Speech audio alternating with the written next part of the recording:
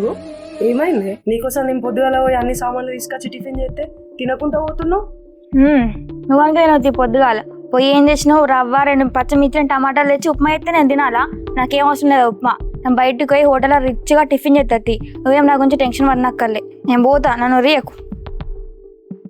అబ్బా, గొంతు దాటి అంత ఒకటే కదనే. ఇంట్లో చేసిన ఉప్మా అయినా కడుపు నిండుతుంది, బయట అంత పైసలు పెట్టి తిన్న ఫుడ్ అయినా కడుపు నిండుతుంది. అనవసరమైన చోట డబ్బు ఖర్చు పెడితే తర్వాత మనమే బాధపడాల్సి వస్తుంది. కొంచెం ఖర్చు అదుపులో పెట్టుకో. నీకు తెలుసు కదా అక్క, నా ముందే 2 పెడితే నేను అందులో ది బెస్ట్ని సెలెక్ట్ చేసుకుంటానని.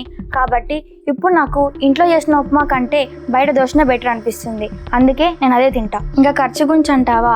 పోషించే వయసులో ఖర్చు పెట్టడం ఎంత తప్పో, ఖర్చు పెట్టే వయసులో కాపాడుకోవడం కూడా అంతే తప్పు.